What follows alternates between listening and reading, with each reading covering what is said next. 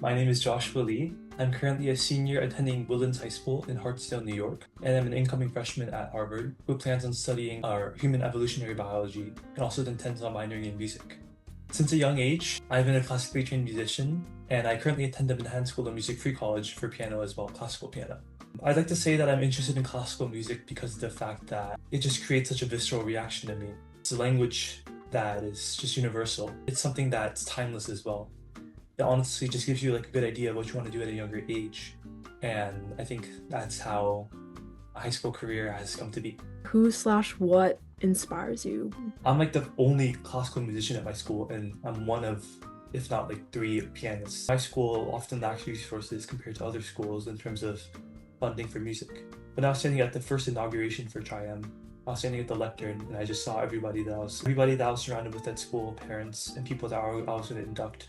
I don't know, it made me realize that the thing that influences the country a lot is actually the people who educate each other. So to be able to grant some sort of musical help for my classmates and peers that they wouldn't necessarily have on their own, I think that's also what really inspired me to go into pre-med as well as just keep on doing Composers Unveiled. What is Composers Unveiled? What have you guys accomplished? Composers Unveiled initially started as kind of just like me going to the Manhattan School of Music. Every lunch break, we go to the library and we just talk about anything interesting we found on the internet. What's one cool thing that we found out that I'm pretty sure nobody else knows, and we'll just play snippets.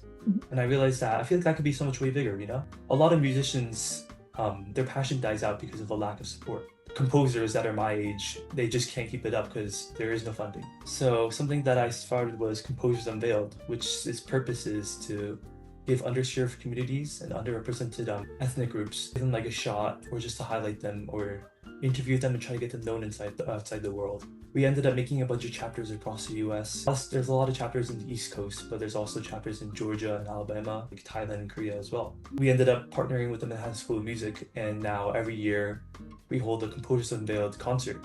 And students will give a brief overview of the piece, the composer, what they find interesting in the performing music, which will be recorded and posted on our YouTube occasionally.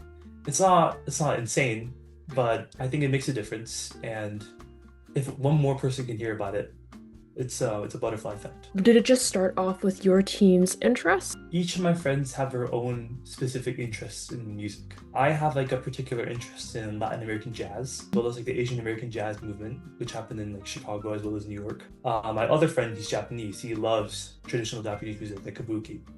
So he'll find composers like Yoshimatsu. People don't realize it, but even UCLA and a lot of universities like Yale, they have databases full of composers. Indigenous, African-American, woman, Black woman, like they have everything, but nobody who in their free time is going to do that. I mean, I do it, I concede. But like other than me, like who in their free time is really going to do that? So we'll just think, what is something that we haven't mentioned so far? We haven't really done an Asian composer in a bit. So we'll look for Asian composer databases online, and we'll just look through and see whose music that we like. We do try to focus on students, teachers, or less featured on the internet, like people that you can't just Google search.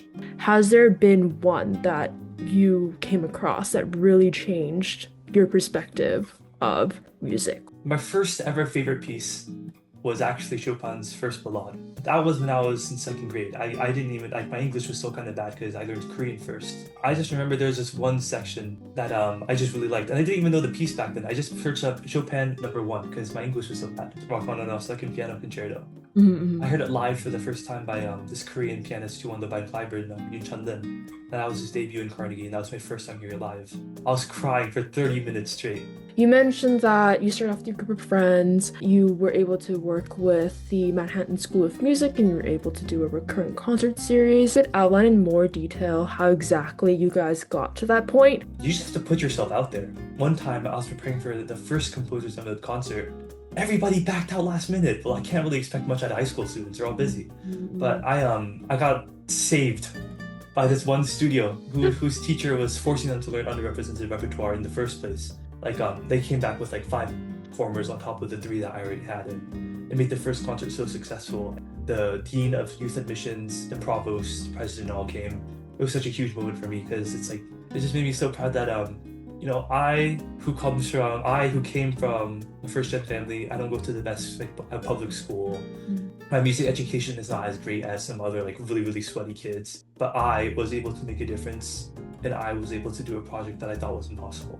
And if you want to just start, I reached out because the pre-college director, I always see him in the hallways. He's really chill. So I was like, if not me, then who else is gonna ask? So I emailed him one day. I said, hi, are you willing to talk in person for like 5-10 minutes? I just want to talk to you about what I do and an idea I had. And the idea I had was advertising the booklet in the pre-college office. And he was so excited by the idea. He's the person who actually gave me the idea of making a concert series. Don't be afraid to reach out to people, especially people in teaching and administration, because they want to see the students succeed and they want to educate. So whether it be your boss at your job, it could be a gas station, supermarket, office, I think you shouldn't be afraid, because worst case they say no. Like, it's just the only thing stopping you is, are you lazy? Not in a negative connotation, but are you willing to put in the extra work even when you're tired? Is there anything you regret about what you've done with Oh, Composers? for sure. Like the name. This is not Aura. This is not cool. I mean, it's in the name. Composers Unveiled. It unveils composers.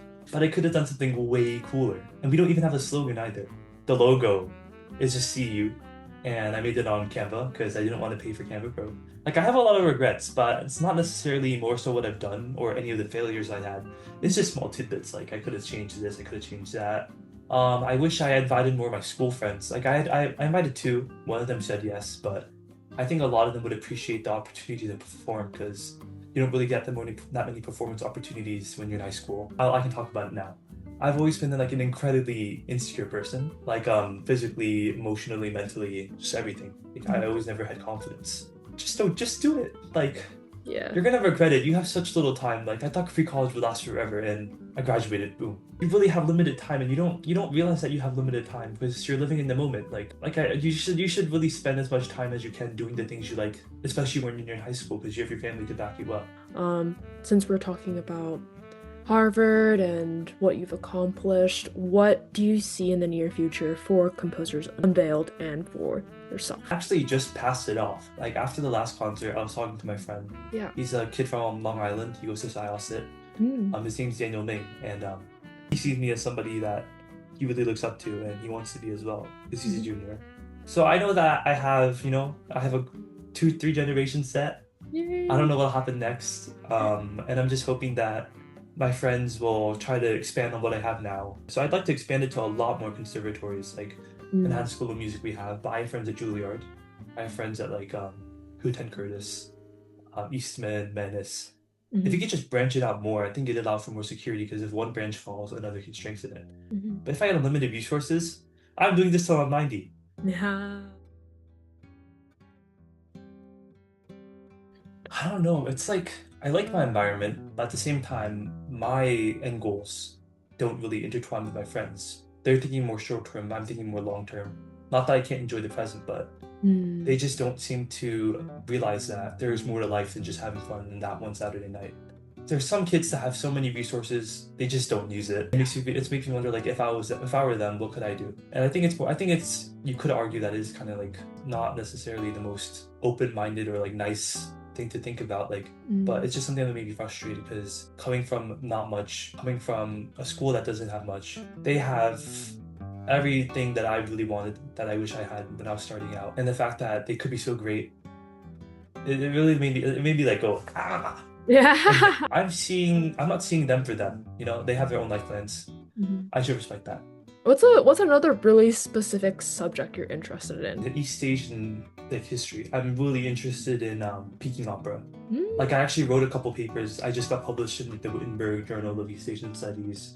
Peking opera influenced the socio-political scene of China from like 1400 to even present day. It's like a form of propaganda, a form of protest. I think, especially because it's East Asian, people really don't give it that much notice, and I feel like that's something I'm really passionate about. What is the advice you would give to another high school student, maybe 1 year younger than you are now? It's better to do more than to do less, but you're in your formative years where you're building your character. I think I was too mature for my age. I have a lot of regrets with that, and I think that I just didn't live enough life because of familial pressure and just pressure to succeed in general. Don't be so critical. Nobody's perfect. Your college essay will not be perfect. Your application will not be perfect. You won't be perfect. Everyone's flawed. just because you aren't perfect doesn't mean you don't have to see the world in a not perfect way. Do simple things like go on a run and enjoy the view on top of the hill. And I think that sometimes you're just so focused you can't really notice. Like, just take a breath, because the world's not going to end anytime soon.